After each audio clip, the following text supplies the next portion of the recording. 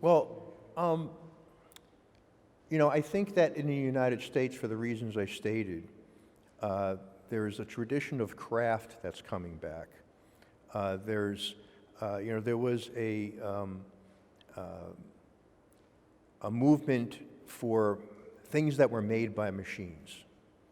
And of course, we have machines at Ghirardi. But tradition is really in the things that are hand-wrought.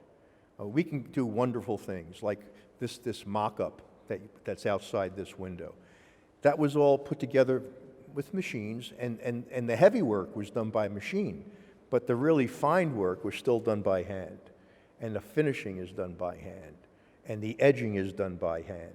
And it's that something, when something is made by the human hand, and who was very there was a letter that St. John Paul wrote when he was still Pope.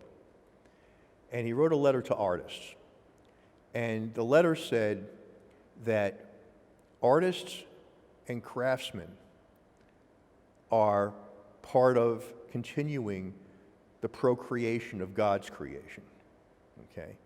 God gave men and women hands, gave them minds and an eye.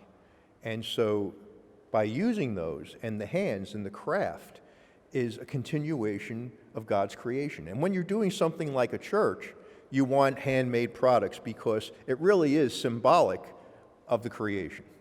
It's very interesting, once again, there's a lot of political, I would say, anxiety about immigration.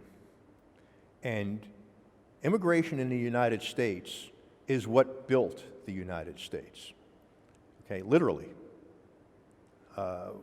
What built the United States were the Irish and the British carpenters and the Italian masons, the bricklayers, the stone cutters, and other people, other immigrants had their contributions, but who built the United States were immigrants, except the one that we always forget about, the people who erected the steel were the Native Americans. They were the ones who would climb the steel without any safety nets, and they built the skyscrapers. But the masons were Italian, and the carpenters were Irish and British. And the Germans, of course, had other skills as well. They made beer. So, and what I'm really driving at here is, as the immigrants assimilated, and as they became settled in and educated their children, and their children went to school, all of a sudden they weren't marble workers anymore. They weren't mosaic layers. They weren't doing gilding on the ceiling. They weren't decorative painters. They weren't carpenters. They weren't bricklayers. Some of the smart ones became plumbers and electricians. They're the ones who really made the money.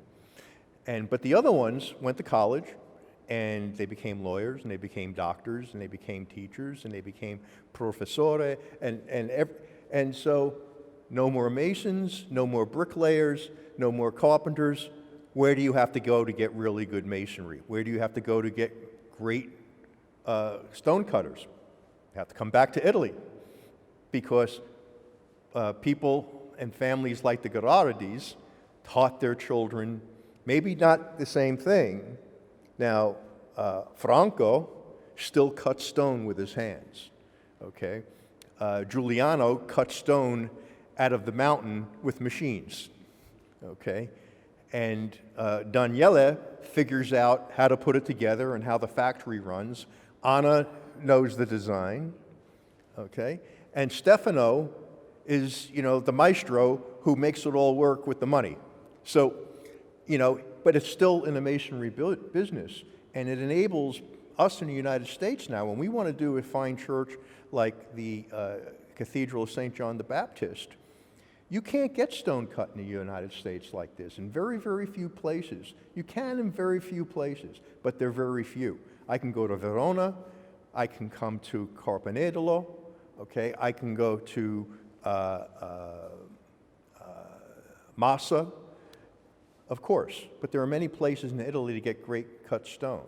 But the reason I like working with Ghirardi is because the Ghirardi family, I mean, I always say this, Franco designed his family for his business. He made sure he had an engineer, a financial guy, a geologist, and a designer. An instant business. And that's the reason why I like coming here, because I can always talk to somebody to get an answer. I never have a phone call that says, I'll have to get back to you, because they have to ask somebody else. They have all the answers here.